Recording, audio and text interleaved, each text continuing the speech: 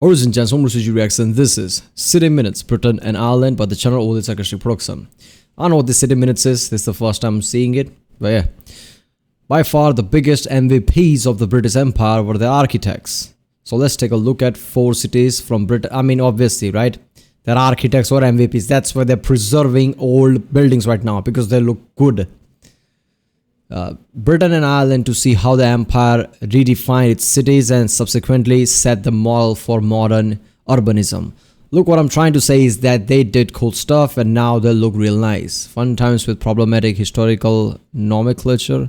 The term British Isles is strongly contested by academics in particular and most Irish in general, as it suggests rather imperially, I don't know, the island belongs to Britain. I myself am guilty of this usage in the past. I own that mistake and I'll avoid it in the future. Accordingly, this video is titled Britain and Ireland, and the video thumbnail bears a simple moniker of the Isles.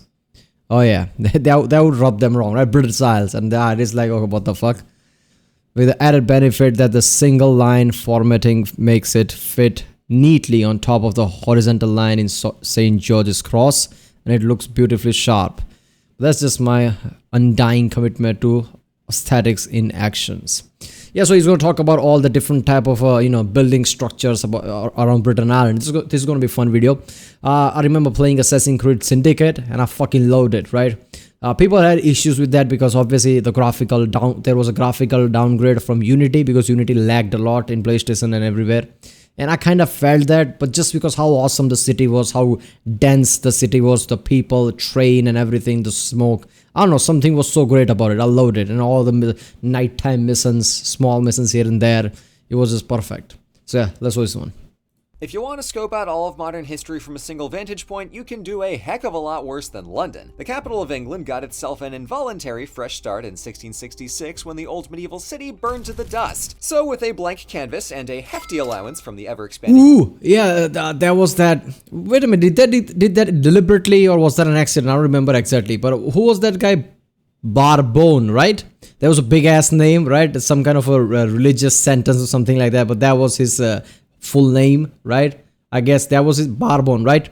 Who basically created this mortgage and the modern banking that we know of, right? After the burning, he created this some sort of insurance and mortgage thing. So, properties are not just some burden. You can actually use your property and circulate the money and economy that way. I remember that from the paper money episode from Extra History.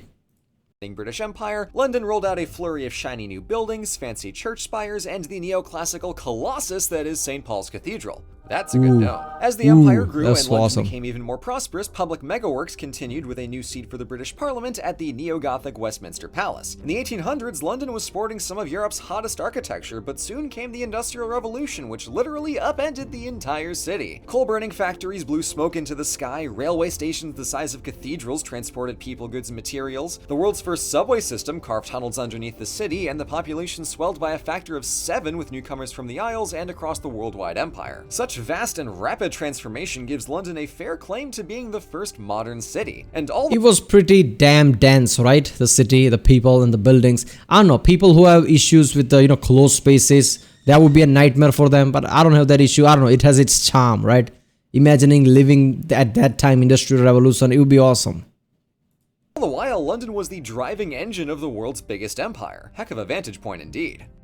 When Scotland signed the Act of Union with England in 1707, their old capital city of Edinburgh was in rough shape. The hilltop castle was a scenic reminder of Scotland's famously combative medieval history, but the city around it was small, dark, cramped, and unimaginably filthy. The one ace up Scotland's sleeve were the Scots themselves, who took the Protestant Reformation as an excuse to whip up one of the most free-thinking and robust education systems you'd find anywhere. This kicked up an intellectual whirlwind in the 1700s, as Scottish philosophers, economists, historians, poets, and scientists made Edinburgh the cerebral capital of Enlightenment Europe. Before too long, Scots were relieved and probably a bit impressed to see their city finally catch up with their heads. Starting in 1767, Edinburgh drained the Norloch and built a gridded, orderly, and oh so neoclassical new town on the other side. Not to be outdone, Victorian architects in the late 1800s remodeled the old town in a gorgeous neo-Gothic, so I see this as an absolute win. Edinburgh prospered off of a ballooning British Empire, but it largely sidestepped the Industrial Revolution, instead remaining the academic,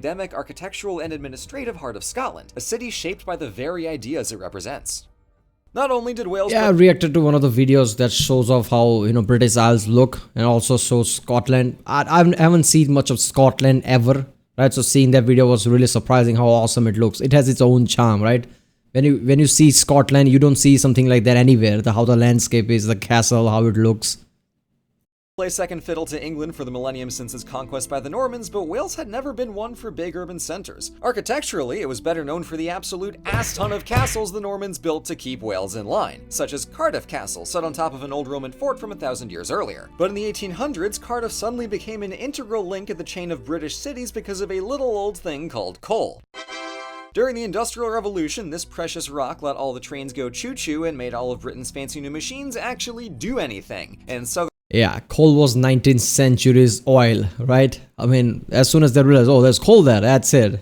Off to the races. Wales happens to be loaded with the stuff. After some initial upgrades to the dockyards in the early 1800s, Cardiff became one of the busiest ports in the world by the middle of the century, with all Welsh coal flowing through their docks and rail yards to reach the rest of Britain and beyond. In the Victorian period, Brits poured into Wales in general, and Cardiff in particular, ratcheting up the city's population from 2,000 to over 80 times that by 1900. While the city took new shape, it also polished up Cardiff Castle and other original structures. At the turn of the millennium, Cardiff became the seat of the new Welsh Senate and built itself a lovely parliament building. From one castle to the capital is That's awesome. quite the glow up. Dublin is the city that dragged Ireland kicking and screaming through its history. It was first founded in the 800s by Viking traders, raiders, and after the initial Norman conquest of 1169, nice, it was the main English foothold in Ireland for the next 5 centuries. Holding the dubious distinction of being England's first colony, Dublin was the biggest urban center on the island, and it would receive quite the makeover following its hammering in the British Civil Wars. Replanned basically from scratch, the new Dublin was packed with Enlightenment ideals. Wide streets, classical designs, and splendid public buildings. Built by and for British Protestants, with boatloads of empire money, the native Catholic Irish population was distinctly among the lower of Dublin's classes, and this caused some tension. In 1798, the Irish rebelled again, tried to capture... Damn, look at the number of uprisings. Yeah, you know what I realized that, yeah, we played the Assassin's Creed Syndicate. I mean, no game captures a place, a city, and the setting like Assassin's Creed do, because that's the expertise Ubisoft has, right? So Ubisoft has to make more games like that. If not, Assassin's Creed, just rebranded some other game. I call something else, but just make Assassin's Creed like. You can even have parkour, but explore certain times, like around this Victorian time. Explore Dublin and how great the city is. Make it in detail. Ubisoft is so great in making things that the cathedral that burned down in Paris, they use the game to see if it's when we are remaking, if it's all perfect or not. Because Ubisoft literally scanned the cathedral before making it in the game. So they go really deep with lots of structures.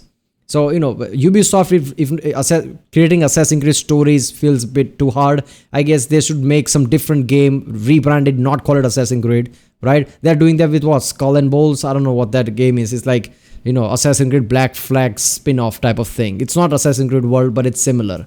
Because people love that game, even including me, loved that game so much. So, people should make something like a Dublin, Edinburgh, around that time, right? All this great structure around that time, and it would be just awesome. Because this city looks awesome.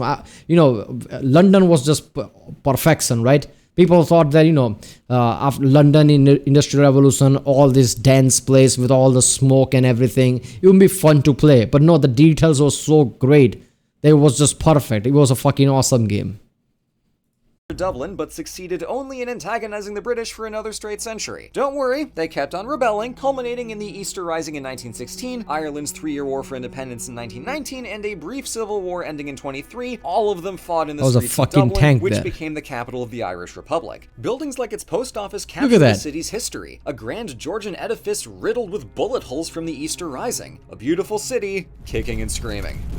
As British architects throughout history have bragged, the monument to their empire is the cities they left behind. The numerous faults of the British Empire notwithstanding, those architects had a point. These cities didn't just find cool new ways to stack up stone, but they set the— Oh, wait a minute, this is in London, right? This was part in Syndicate, I think. I remember, there was a mission to go into railway, and I saw this awesome structure. I'm like, what is this? This cathedral? What is that? Oh, look at that, it's a fucking railway. I'm like, what the hell? Look at how awesome it looks. a model for how modern cities interacted and meaningfully reinforced each other, both ideologically and industrially. With any of these pieces missing, Britain wouldn't have been nearly as successful as it was. But what might be most impressive is how rapidly they all redefined themselves, basically from scratch inside of only a century or two.